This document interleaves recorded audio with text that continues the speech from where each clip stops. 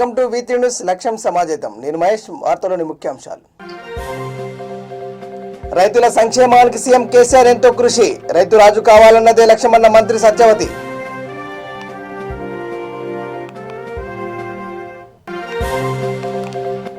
తెలంగాణ అభివృద్ధి ధ్యేయంగా సీఎం కేసీఆర్ కృషి. గరిడెపల్లిలో అభివృద్ధి పనులకు ఎమ్మెల్యే సైదిరెడ్డి శ్రీకారం.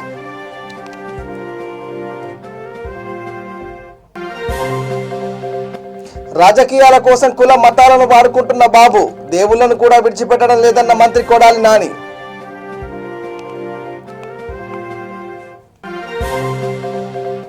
కాకినాడలో బీజేపీ నేతల నిరసన ర్యాలీ. రామతీర్థం ఘటనలపై ప్రభుత్వంపై ధ్వజం.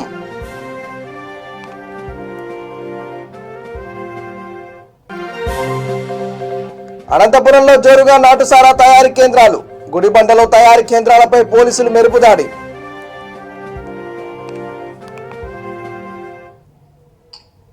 ఇక డీటెయిల్స్లోకి వెళ్తే మేడ్చల్ జిల్లా బోడుపల్లో మంత్రి మల్లారెడ్డి సుడిగాలి పర్యటన చేశారు. ఈ పర్యటనలో శివదుర్గనగర్ వెల్ఫేర్ అసోసియేషన్ ఆధ్వర్యంలో నిర్వహించిన నూతన క్యాలెండర్ ఆవిష్కరణలో మంత్రి మల్లారెడ్డి పాల్గొన్నారు. అనంతరం నూతన క్యాలెండర్ను మంత్రి మల్లారెడ్డి చేతుల మీదుగా ప్రారంభించారు. ప్రజలందరూ ఈ నూతన సంవత్సరంలో సంతోషంగా ఉండాలని మంత్రి మల్లారెడ్డి కోరారు. అదేవిధంగా నీటి సమస్య, పార్కుపై వెల్ఫేర్ అసోసియేషన్ మంత్రి మల్లారెడ్డికి వివరించారు. ఈ కార్యక్రమంలో బోడుపల్ 1వ డివిజన్ కార్పొరేటర్ బింగి జంగయ్య, అలాగే కాలనీ అధ్యక్షులు Pochampally Vidyasagar, general secretary Gundeti Harikrishna, cultural secretary Sudhakar, EC members Devender, Ramakrishna, colony సభ్యులు పాల్గొన్నారు.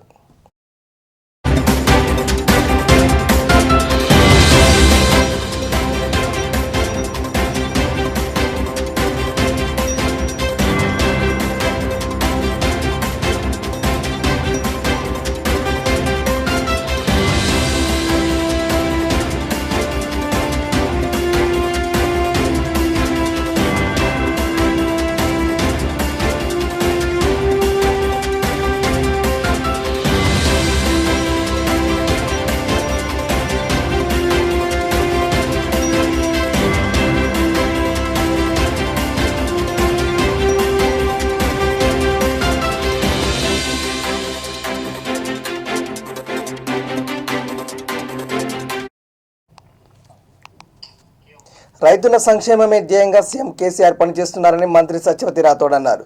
మహబూబాబాద్ జిల్లా దంతాలపల్లి మండలం రిపోని గ్రామంలో సాధు రాఘవరెడ్డి ఇటీవల మృతి చెందడంతో ఆయన కుమారుడు రమేష్ రెడ్డిని కుమ్మరికుంట్ల గ్రామానికి చెందిన ఎరుకొండ మహేష్ కుటుంబాన్ని ఆమె పరామర్శించారు. గోదావరి జలాలతో వానాకాలం యాసంగి పంట అద్భుతంగా సాగవుతుందని, కేసీఆర్ కల నెరవేరిందని మంత్రి సత్యవతి రాథోడ్ తెలిపారు.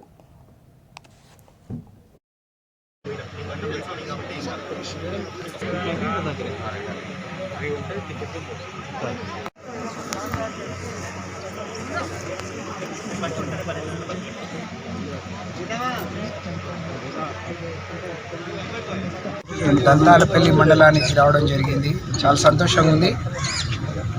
రెండవ పంట వరి సాగు బ్రహ్మాండంగా, వానాకాలం పంట కంటే యాసంగి బ్రహ్మాండంగా సాగుతూ ఉంది. గౌరవ ముఖ్యమంత్రి కేసీఆర్ గారి కళ కాళేశ్వరం ప్రాజెక్టు. తెలంగాణ రాష్ట్రం 1 కోటి ఎకరాల మాగాణ కావాలని వారు ఒక ప్రణాళిక చేసి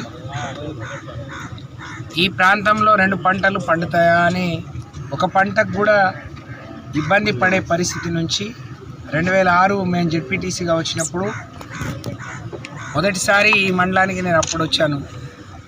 ఆ రోజు ఒక ఎడారిలాగా ఉండే, మంచినీళ్ళకి ఇబ్బంది ఉండే. మా జెడ్పీటీసీ నిధులు, ఈ ఊర్లో కూడా మంచినీళ్ళ సమస్య ఉండే. మా మహిళమ్మ తల్లులందరూ మాకు మంచినీళ్ళు కావాలని అడిగారు. కానీ ఈరోజు బ్రహ్మాండంగా మిషన్ భగీరథ ద్వారా ఇంటింటికి స్వచ్ఛమైన తాగునీరు ఇస్తున్నాం. ప్రతి ఎకరానికి సాగునీరు ఇవ్వడం అనేది మేము ఆ రోజు అనుకోనిది ఈరోజు ఎక్కడో కలగన్నట్టుగా ఉంది. డోర్నకల్ నియోజకవర్గంలో ఉన్నట్టుగా లేదు.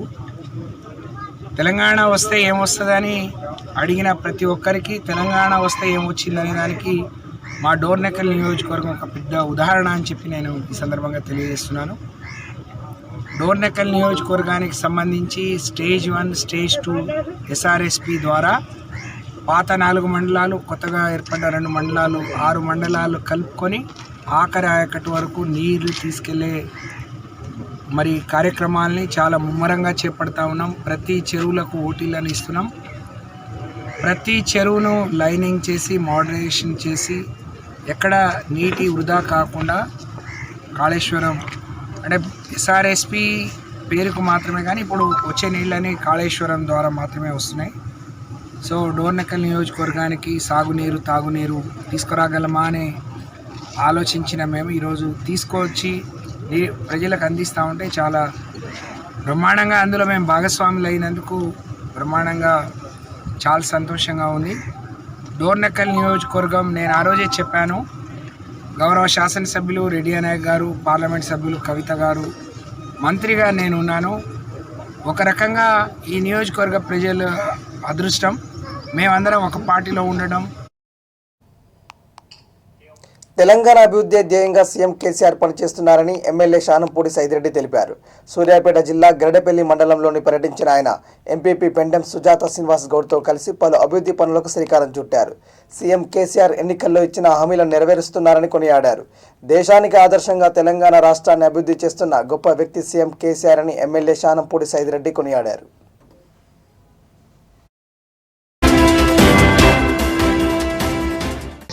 పక్కన డ్రైనేజీలు కూడా ప్లేస్ ఇస్తే మళ్ళీ డ్రైనేజీలు పెట్టుకుందాం. ఎందుకంటే ఇది మెయిన్ రోడ్, ఇది దీన్ని ఎక్స్టెన్షన్ అయిన తర్వాత చేసుకుందాం. మళ్ళీ దీన్ని అందరు నడిచే దారి ఇన్ని రోజులుగా ఇట్లా ఉందని కూడా చాలా బాధాకరం.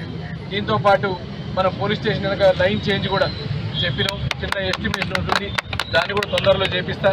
కస్తూర్బా పాఠశాలది ఆ రోజు పోయినప్పుడు అమ్మాయిలందరికీ రక్షణ లేకుండా ఉండే, దానికోసమే ఇమీడియట్గా 15 లక్షలు పెట్టడం జరిగింది. సిమెంట్ రోడ్ కూడా తొందరలో వేపిస్తాం. ఇదన్నీ కాకుండా మీ అందరికీ తెలుసు, సీఎం కేసీఆర్ గారు వచ్చినాక రైతు బాంధవుడు, రైతు బంధు, రైతుల కోసమే పనిచేసే ప్రభుత్వం ఈ ప్రభుత్వం.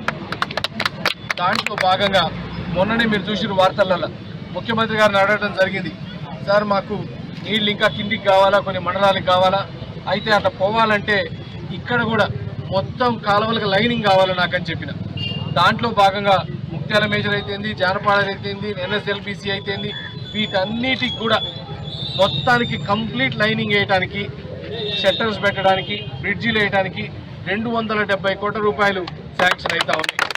దాంతో ప్రతి ఎకరానికి నీళ్లు ఈరోజు కరెంటు వల్ల కావచ్చు, రైతు బంధువు వల్ల కావచ్చు, అతి ఎక్కువ లాభపడ్డది అంటే హుజూర్నగర్ కాన్స్టిట్యున్సీ కేసీఆర్ గారి వల్ల. అదే కాకుండా ఇంకా పరిసర గ్రామాలలో చెప్తా ఉన్నా, ఇది L27 లిఫ్ట్, దానికి రిపేర్ల కోసం 75 లక్షల రూపాయలు కూడా శాంక్షన్ అయిపోయింది. దాన్ని ఎప్పటి నుంచి అడుగుతా ఉన్నారు, దాన్ని కూడా 75 లక్షలు శాంక్షన్ అయినాయి. దాన్ని మళ్ళా త్వరితగతిన కంప్లీట్ చేసి ప్రతి ఎకరానికి నీళ్ళు వచ్చే ప్రయత్నం చేస్తాం. ఇది నేను మీ వాడిని, మీ మధ్యలో ఉండేటోడిని, మీతో పాటు పలికేటోళ్ళం, అందరం కలిసి పని చేసుకుందాం. ఏదైనా చిన్న చిన్నవి ఉన్నా ఒక్కోసారి లేట్ కావచ్చు, అంటే మన ప్రయత్నం లోపం కాదు. మీరు తెలుసు, ఈరోజు కరోనా వచ్చి మొత్తం ప్రపంచమే అతలాకుతలం అవుతా ఉంది. డబ్బులు పెట్టే పరిస్థితులు చాలా గవర్నమెంట్ అయినా మన హుజూర్నగర్లో మాత్రం ఆగట్లే. ఏ పని మీరు చూస్తూనే ఉన్నారు. దాదాపు ప్రతి విలేజ్లో సీసీ రోడ్లు అయిపోతూనే ఉన్నాయి, ప్రతి విలేజ్లో కాలువలు అయితే అన్నీ అయిపోతూనే ఉన్నాయి. చేపట్టిన ప్రతి పథకం కూడా ఏదైతే నీకు కొన్ని ముఖ్యంగా మనం చూసినాం, మన మూసీ మీద కానీ వేములూరు వాగు మీద కానీ 30-35 కోట్ల రూపాయలతోటి చెక్ డ్యాముల నిర్మాణం జరుగుతూ ఉంది.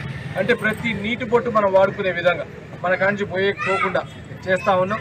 దీంట్లో మీ అందరూ కూడా కలిసి నడవాలని, ఏదైనా ప్రాబ్లమ్స్ ఉన్నా మాట్లాడుకోవాలని, అంతే తప్ప అభివృద్ధిలో వెనకడిగేసేది లేదు. వాళ్ళు ఎవరైనా కానీ ఏ పార్టీలో ఉండని మనం మాత్రం. ఇక రైతులకు వ్యవసాయ పొడిగింపు సేవలను అందించేందుకు వ్యవసాయ సంఘానికి తాజా సాంకేతిక పరిజ్ఞానాన్ని, అధిక దిగుబడినిచ్చే రకాలను పరిచయం చేయడం, రైతులకు శిక్షణ ఇవ్వడం మరియు నైపుణ్యాలను మెరుగుపరచడానికి హైదరాబాద్ దూలపల్లిలోని భారతీయ అటవీ పరిశోధన 4 రోజులుగా శిక్షణ మండలి నిర్వహించారు. ఈ శిక్షణ కార్యక్రమంలో అటవీ వ్యవసాయ సాగు పద్ధతులు, అటవీ జీవ వైవిధ్య అంశాలపై చర్చించమంటున్న బయోడైవర్సిటీ రత్నాకర్తో మా ప్రతినిధి సురేష్ ఫేస్ టు ఫేస్. నా పేరు రత్నాకర్. నేను ఇక్కడ director institute of forest biodiversity హైదరాబాద్గా పని చేస్తున్నాను. ఇది ఒక research institute of Indian council of forest research and education. మనము రీసెర్చ్ చేస్తాము, తర్వాత ఎక్స్టెన్షన్ కూడా చేస్తాము. ఎక్స్టెన్షన్లో మనము ఏమి చేస్తున్నాము, రీసెర్చ్ అది జనాలకి తీసుకెళ్తున్నాము స్టడీస్. సో ఆ తారతమ్యంలో, ఆ సీక్వెన్స్లో మనము ఒక ట్రైనింగ్ ప్రోగ్రామ్ 4 days పెట్టాము. ఆ 4 days ట్రైనింగ్ ప్రోగ్రాంలో ఫస్ట్ డే మనము శాండల్వుడ్ గురించి మాట్లాడాను, ఎలా రేస్ చేయాలా, మార్కెటింగ్ ఎలా. సెకండ్ డే మనము రెడ్ సెంటర్స్ గురించి మాట్లాడాము, అండ్ థర్డ్ డే మనము మాట్లాడాము రిగార్డింగ్ NTFP అంటే నాన్ టింబర్ ఫారెస్ట్ ప్రొడ్యూస్. ఇవాళ మనము అగ్రో ఫారెస్ట్రీ గురించి మాట్లాడాము. ఈ దీనిలో మనము చాలా ఇంటరాక్టివ్గా పోయినాము. తర్వాత ఏమంటే ఇది ఈ ట్రైనింగ్ ఇవాళ ట్రైనింగ్కి స్పెషాలిటీ ఏమంటే మనం మాతో అందరూ ఉన్నారు, వింటున్నారు. ఏమంటే ఇది మనము చాలా ఇంటరాక్టివ్గా చేసాం. అందుకంటే థ్యూరిటికల్గా మనం చెప్పటం, వాళ్ళు వినటం, యాక్చువల్గా వాళ్ళు ఫ్రాంక్గా చెప్పాలా వాళ్ళు చాలా వరకు ప్రాక్టీస్ చేశారు. సో అది నెక్స్ట్ స్టేజ్ కూడా డిస్కషన్ అయింది. ఎలా చేయాలి, మేనేజ్మెంట్ ఇష్యూస్ ఎలా ఉన్నాయి, ఎలా అమ్మాలా, ఎలా ఎక్స్పోర్ట్ చేయాలా కూడా కొన్ని ఇష్యూస్ ఉన్నాయి. సో నేను ఒక రెండు విషయాలు నేను తెలంగాణ ఫారెస్ట్ డిపార్ట్మెంట్ దృష్టికి కూడా తీసుకెళ్ళాను. వాళ్ళు కూడా కోఆపరేటివ్గా ఉన్నాడు. సో నేను చెప్పాను, సరే మనము ముందుకు వస్తే తీసుకెళ్తాం. ఎందుకంటే పాలసీ ఫార్ములేషన్ ఇది ఈ step. For example exports sandalwood చాలా చేసి కొంపలలో ఉన్నటువంటి బహదూరపల్లిలో ఇన్స్టిట్యూట్ ఆఫ్ బయోడైవర్సిటీలో మరి 4 రోజుల నుంచి ప్రోగ్రాం నిర్వహిస్తున్నారు. మరి యొక్క ప్రస్తుతం మనతోటి ఈ అపోలన్నీ నెవరు చేయడానికి డాక్టర్ రవిశంకర్ రెడ్డి గారు, విశ్రాంత శాస్త్రవేత్త మరి మనతో ఉన్నారు. వారిని మరి కొన్ని విషయాలు తెలుసుకుందాం. నమస్తే సార్. నమస్కారం అండి. చూసినట్టయితే చెట్లు పెంచడం కూడా ఒక కళే, కానీ చూస్తూనే ఉంటాం అంతటా కూడా కొన్ని చెట్లు పెడితే ఎండిపోతుంటాయి, కొన్ని చెట్లు పెంచాలంటే పెంచలేవు. కానీ మన ఇందులో బాగా డిమాండ్ ఉన్నటువంటి చెట్లు శ్రీగంధం చెట్లు అయితే, ఎర్రచందన చెట్లు అయితే, మరి అలా అయితే మన సర్వే చెట్లు కూడా చాలా ఉంటాయి సార్. ప్రస్తుతం మరి ఈ యొక్క 4 రోజుల నుంచి నిర్వహిస్తున్న సభ గురించి చెప్తారా? యాక్చువల్గా ఈ ఇన్స్టిట్యూట్ ఆఫ్ ఫారెస్ట్ బయోడైవర్సిటీ అనేది ఒక ఇన్స్టిట్యూట్గా 2012లో ఆవిష్కృతమైంది. తర్వాత ఇందులో ఏంటంటే ముఖ్యంగా ఐసీఆర్ ప్యాటర్న్లో కేవీకేలు ఉన్నాయి. అదేవిధంగా వీవీకేలు అని వన విజ్ఞాన కేంద్రాలు Indian council of forest research and education start చేసింది. ఇందులో ఏంటంటే మనకు ఏదైతే ల్యాబ్ టు ల్యాండ్ అనేది ఉంది కదా, రీసెర్చ్ అనేది, అది ఆ రకంగా ఇప్పుడు ఐసీఎఫ్ఆర్ చేసిన రీసెర్చ్ యొక్క అవుట్పుట్స్ రైతుల దగ్గరికి చేరాలనేది ముఖ్య ఉద్దేశము. అయితే ఇక్కడ వీవీకేని institute of wood science and technology first కొన్ని సంవత్సరాలు నిర్వహించింది. ఇప్పుడు ఇన్స్టిట్యూట్ ఆఫ్ ఫారెస్ట్ బయోడైవర్సిటీ సొంతంగా నిర్వహిస్తుంది దీనికి ఫండింగ్ అనేది కూడా ఐసీఎఫ్ఆర్ నుంచి వస్తుంది. ఇందులో ఎక్స్టెన్షన్ యాక్టివిటీస్లో ఏం చేస్తున్నామంటే రైతుల్ని పిలిచి వాళ్ళకి ఇక్కడ ఒక ఫెసిలిటీ క్రియేట్ చేశాము. 40 నుంచి 60 మంది రైతుల్ని రోజు 2 రోజులు 3 రోజుల ట్రైనింగ్లు పిలిచి చేస్తున్నాం అనమాట. అయితే ఇందులో ముఖ్యంగా ఏంటంటే మన తెలంగాణ ప్రాంతానికి ఏది అనుకూలము, ఏది వైబుల్, ఏది ఎకనామికల్గా ఉంటుంది, అందులో మార్జినల్ ల్యాండ్స్ అంటే భూసారం తక్కువ ఉన్న నేలల్లో ఈ అటవీ వ్యవసాయం ఎట్లా చేయాలనే ఉద్దేశం చేతనే ఒక లెక్చర్ క్లాస్ తీసుకోమంటే వచ్చాను. దానికి అనుగుణంగా ఈ మన తెలంగాణ ఆంధ్రప్రదేశ్లో ఉమ్మడి తెలుగు మాట్లాడే భాషల్లో ఈ అటవీ వ్యవసాయంకు మంచి అవకాశం ఉంది. ఎందుకంటే ఇప్పుడు ప్రధానమంత్రి చెప్పినట్టు మనకు రైతులకు ఆదాయం రెట్టింపు చేయాలంటే మనకు 2 మార్గాలు కనపడుతుంది. ఒకటి సమగ్ర వ్యవసాయము, దాన్నే మనం ఇంటిగ్రేటెడ్ ఫార్మింగ్ సిస్టమ్ అంటాము. రెండవది ఏమంటే అగ్రోఫారెస్ట్రీ, అదే అటవీ వ్యవసాయం. ఈ 2 పద్ధతులను అవలంబిస్తే రైతుకు ఆదాయం ఖచ్చితంగా ఎక్కువయ్యేదానికి అవకాశం ఉంది. ఎందుకంటే దీంట్లో చాలా మంచి అవకాశాలు ఉన్నాయి. ఉదాహరణకు మనం ఈ సమగ్ర వ్యవసాయం ఎందుకు చేయమంటున్నామంటే వ్యవసాయంతో పాటు అనుబంధ రంగాలుగా చేసుకుంటేనే మనకు ఆదాయం పెరుగుతుంది. ఒక్క వ్యవసాయం మీదనే ఆధారపడితే లాభం లేదు ఇప్పుడు ఉన్న పరిస్థితిలో. ఎందుకంటే వ్యవసాయంలో అంతగా గిట్టుబాటు రావట్లేదు, ఆదాయం కూడా మిగలట్లేదు. కాబట్టి వ్యవసాయంతో పాటు దానికి సంబంధము అనుబంధం ఉన్న రంగాలైన కోళ్లను పెంచుకోవడము, మేకలను, గొర్రెలను, ఆ తర్వాత మనం ఆవులను, గేదెలను పెంచుకొని డైరీను. చంద్రబాబు తన రాజకీయాల కోసం కులాలను, మతాలను పావులుగా వాడుకుంటున్నారని మంత్రి కొడాలి నాని విమర్శించారు. ఎన్టీఆర్ని ముఖ్యమంత్రి స్థానం నుంచి దిగజార్చి వెన్నుపోటు పొడిచిన చంద్రబాబు దేవుళ్ల గురించి మాట్లాడుతున్నారని ఎద్దేవా చేశారు. చంద్రబాబు పదవుల కోసం అన్ని అడ్డదారులు తొక్కుతూనే దేవుళ్లను కూడా విడిచిపెట్టడం లేదని మంత్రి కొడాలి నాని ధ్వజమెత్తారు.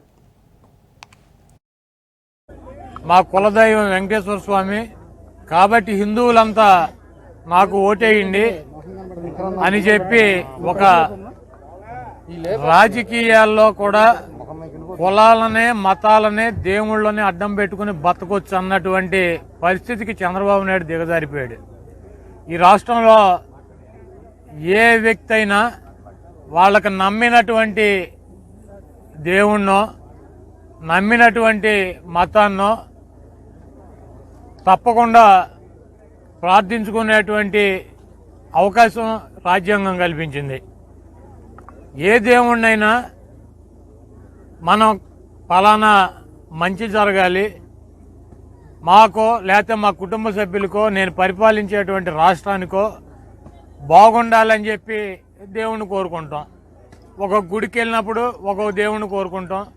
చర్చికి వెళ్తే నాబోటాడు యేసుప్రభుని కోరుకుంటా. మసీదుకి వెళ్తే అల్లాని కోరుకుంటా. వెంకటేశ్వర స్వామి గుడికి వెళ్తే వెంకటేశ్వర స్వామిని కోరుకుంటా. శివుడి గుడికి వెళ్తే శివుని కోరుకుంటా. దుర్గమ్మ గుడికి వెళ్తే దుర్గమ్మని కోరుకుంటా. రాముడి గుడికి వెళ్తే రాముని కోరుకుంటా. నా మనసులో దైవం అంతా సమానమే.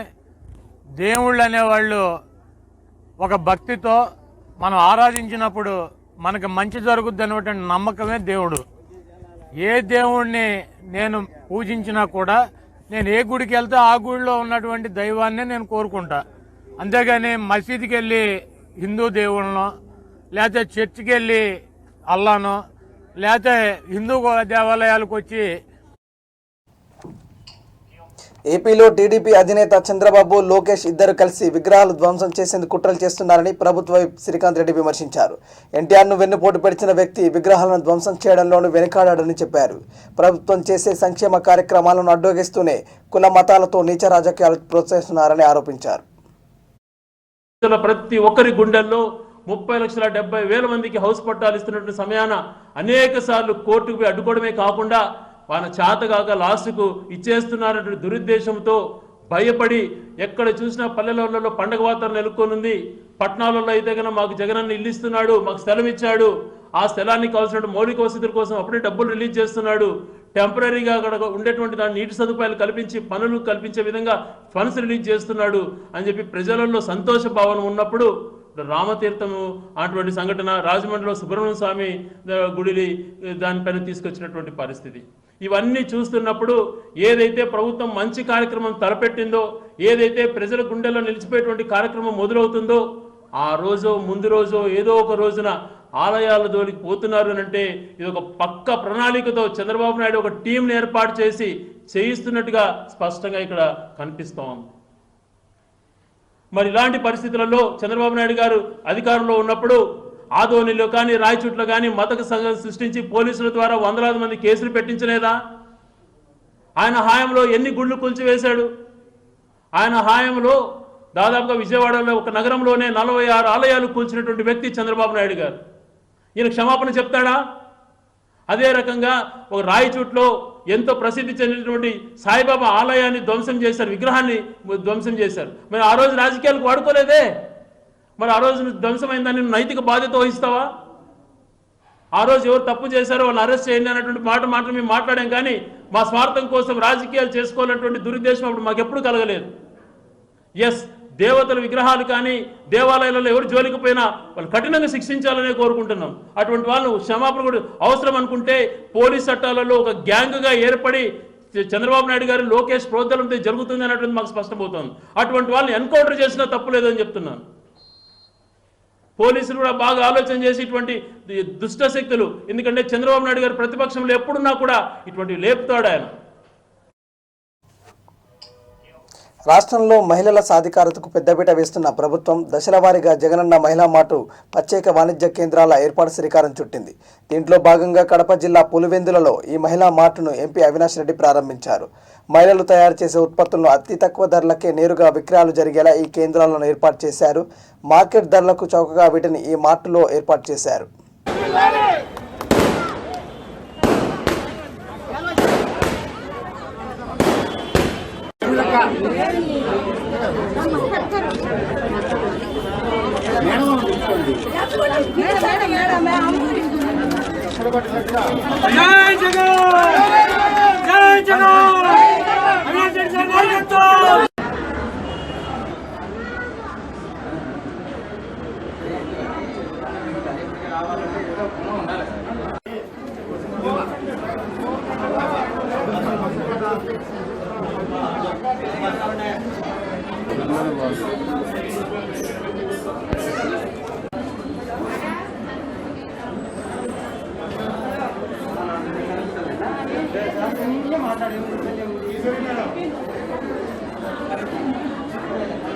డ్వాక్రా మహిళలు సెల్ఫ్ హెల్ప్ గ్రూప్స్ ఆధ్వర్యంలో జనతా బజార్ ఇవాళ ప్రారంభించడం జరిగింది. దాదాపు పులివెందుల పట్టణంలో 10,000 మంది డ్వాక్రా మహిళలు ఉన్నారు. ఒక్కొక్క సభ్యురాలు 150 రూపాయలు షేర్ క్యాపిటల్ కాంట్రిబ్యూట్ చేసి దాదాపు 15 లక్షల రూపాయలు మరి కలెక్ట్ చేసి ఆ 15 లక్షల రూపాయలు మొత్తం 10,000కు సంబంధించిన షేర్ క్యాపిటల్ 15 లక్షల రూపాయలు కూడా మరి కాంట్రిబ్యూట్ చేసి ఇక్కడ జనతా బజార్ ఇవాళ మరి ప్రారంభించడం జరిగింది. ఎక్కడైనా మోర్ కావచ్చు, రిలయన్స్ కావచ్చు, ఏ సూపర్ మార్కెట్తో ఉన్న ప్రోడక్ట్స్ ధరలతో పోల్చినా కూడా ఇక్కడ ఒక 10% ధర తక్కువ ఉన్న పరిస్థితి. ఏ ఐటమ్ మీదైనా మినిమం 10% ధర తక్కువ ఉంది. దీనికోసం పడా కింద కావచ్చు, మున్సిపాలిటీ ఆధ్వర్యంలో కావచ్చు, వాళ్ళకి స్థలం సమకూర్చేదానికి కూడా మున్సిపాలిటీలో ఈ కాంప్లెక్స్లో వాళ్ళకి ఈ జనతా బజార్ పెట్టుకోవడానికి ఆ స్థలం సమకూర్చడంలో కూడా మరి మున్సిపాలిటీ అదేవిధంగా పాడా ప్రత్యేక కృషి చేశారు. ఈ మున్సిపాలిటీలో ఉన్న అన్ని హౌస్ హోల్డ్స్ కూడా ఇక్కడ జనతా బజార్లో తక్కువ ధరకే అన్ని సరుకులు దొరుకుతున్నాయి కాబట్టి ఇక్కడ కన్నా కొనుగోలు చేయడం మొదలు పెడితే కోట్లలో టర్నోవర్ ఉండే అవకాశం కూడా ఖచ్చితంగా ముందు ఉండే అవకాశం ఉంది. మరి ఈరోజు ఏదైతే ప్రభుత్వం ఇనిషియేటివ్ తీసుకొని మెప్మా ఎంపీ గారు మరి ముఖ్యంగా ఇనిషియేటివ్ తీసుకొని ఇవాళ పులివెందుల్లో జనతా బజార్ పెట్టించారో ఈ తరహా కాన్సెప్ట్ మహిళా గ్రూపుల ఆధ్వర్యంలో రాష్ట్ర వ్యాప్తంగా అన్ని మున్సిపాలిటీల్లో కూడా టేకప్ చేయాలా, మహిళలకు అదనపు ఆదాయం సమకూర్చే విధంగా ఈ జనతా బజార్. విజయనగరం జిల్లా రామతీర్థంలో జరిగిన ఘటనకు నిరసనగా రాష్ట్ర వ్యాప్తంగా బీజేపీ యువమోర్చా నిరసన కార్యక్రమాలు చేపట్టింది. దీంట్లో భాగంగా విజయనగరంలో యువమోర్చా సభ్యులు నిరసనకు దిగారు. ప్రభుత్వం హిందూ దేవాలయాల పరిరక్షణ విషయంలో నిర్లక్ష్యంగా వ్యవహరిస్తుందని ఆగ్రహం వ్యక్తం చేశారు. తక్షణమే మంత్రి దీనిపై బాధ్యత వహిస్తూ రాజీనామా చేయాలని డిమాండ్ చేశారు. భవిష్యత్తులో ఇలాంటి ఘటన పునరావృతం కాకుండా ఉండేలా చర్యలు తీసుకోవాలని డిమాండ్ చేశారు.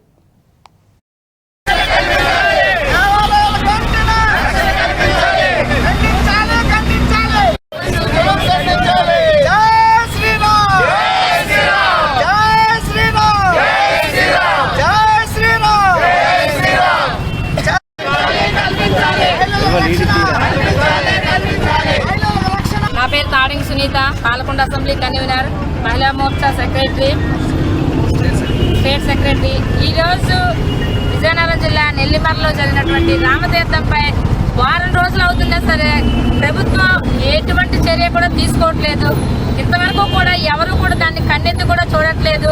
ఎంత చేసినా మా బీజేపీ పార్టీ మేమే చేస్తున్నాము. ప్రభుత్వం అసలు నిద్రపోతుందా ఏంటనేది ఎవరికి కూడా అర్థం కావట్లేదు. ఏ చర్య తీసుకోవట్లేదు.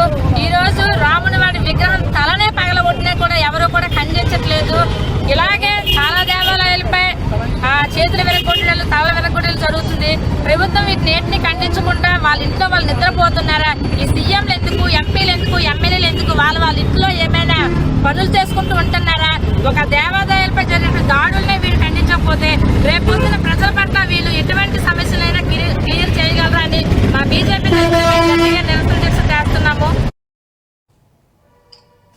విజయనగరం ఘటనపై తూర్పుగోదావరి జిల్లా కాకినాడలో బీజేపీ నేతలు నిరసన ర్యాలీ చేపట్టారు. రామతీర్థంలో రాముల వారి విగ్రహాన్ని ధ్వంసం చేసిన ఘటనలో బాధ్యులను కఠినంగా శిక్షించాలని డిమాండ్ చేశారు. రాష్ట్రంలో జరుగుతున్న దేవాలయాలపై దాడులకు తెగబడుతున్న వారిని కఠినంగా శిక్షించాలని డిమాండ్ చేశారు.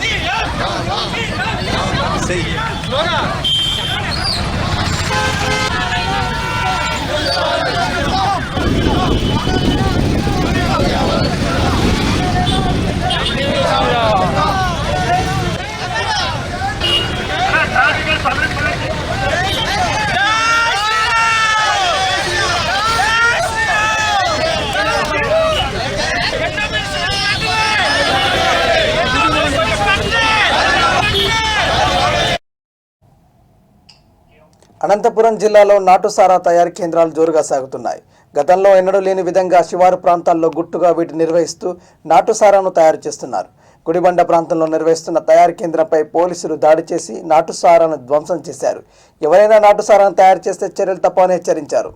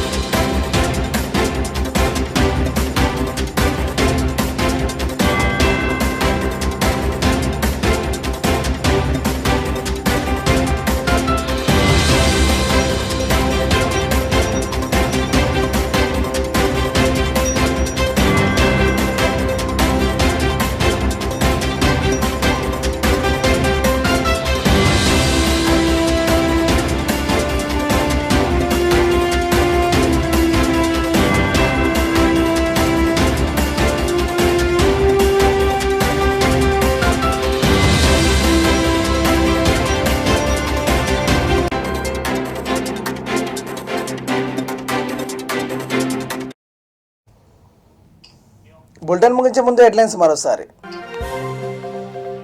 రైతుల సంక్షేమానికి సీఎం కేసీఆర్ ఎంతో కృషి, రైతు రాజు కావాలన్నది లక్ష్యమన్న మంత్రి సత్యావతి.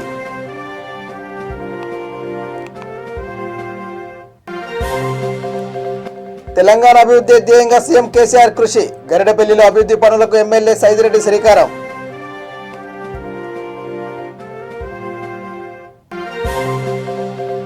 రాజకీయాల కోసం కుల మతాలను వాడుకుంటున్న బాబు, దేవుళ్లను కూడా విడిచిపెట్టడం లేదన్న మంత్రి కొడాలి నాని.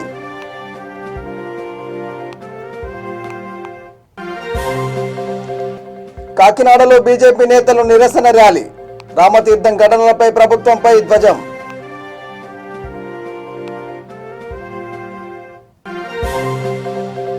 అనంతపురంలో జోరుగా నాటుసారా తయారీ కేంద్రాలు, గుడిబండలో తయారీ కేంద్రాలపై పోలీసులు మెరుపు దాడి.